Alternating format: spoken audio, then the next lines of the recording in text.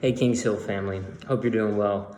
Been thinking a lot about our sermon from this past Sunday. So thankful to Jonathan and his delivery of a good word. I think it's an appropriate thing to talk about at all times, but especially in the midst of, it seems like, month 7 of quarantine.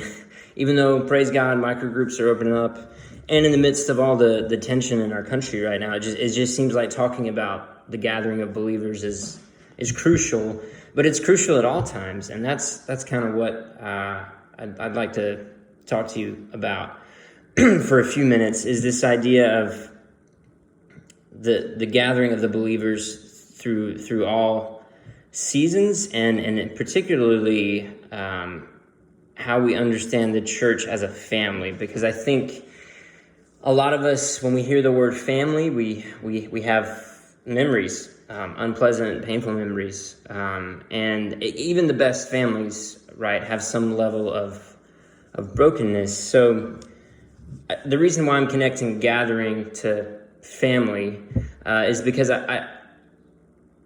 what's clear in the New Testament is that believers were gathering in a sense every day, or they were at least talking to each other on a daily basis. That was in one of the passages from Hebrews that Jonathan preached out of. And so I would hate for us to think, oh, if I see my church family on Sunday mornings and Wednesday nights at Life Group, then I'm good. Like no human family would say, let's just hang out Wednesday nights and Sunday mornings and we're good, right? Like a good, ideal, flourishing family sees each other all the time. And so when we think about gathering, I really just hear the word family, because families just are by nature always together, right? And so my prayer is for us at Kings Hill is that we understand that Jesus was very intentional when he calls the church family.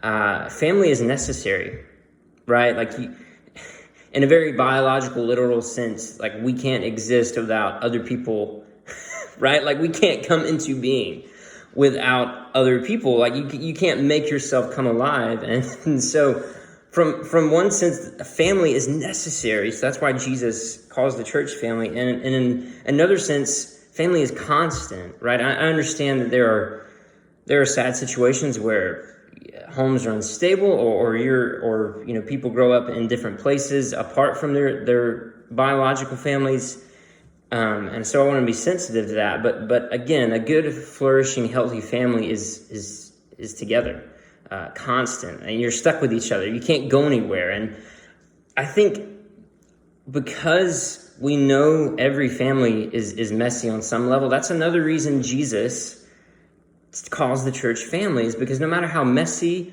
or dysfunctional we get, we can't get rid of each other, right? Like you didn't choose your family, and you can't trade up your family for a better one, right? And that's the same in the church. We don't pick our family.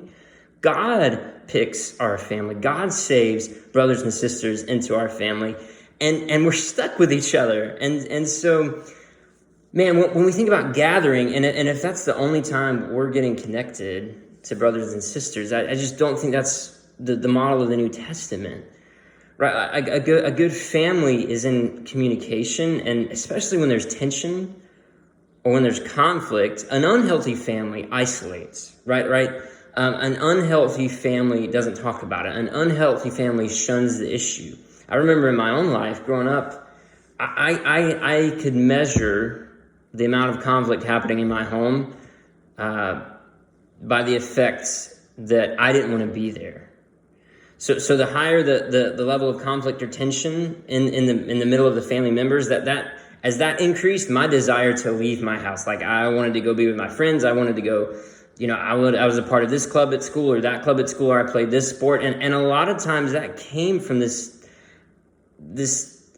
desire to be away from home, because I knew at home meant conflict, meant tension. And if we allow that as the church to kind of drive, how we connect with each other, we're not being a healthy family. A healthy family comes together and has communication and talks through the tension and talks through the hurt and is honest with each other. And so I know that can feel very far removed from gathering, but it's not as if, oh, the spiritual discipline of gathering, well, I'm there on Sunday, I'm there on Wednesday, I'm good.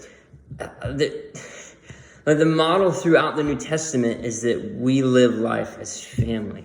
Family checks in on each other. Family's there for each other. Family's necessary. We're constant. You can't get rid of us, right? And that's the model we should seek when we think about gathering. Like, how are you living as a family in the world?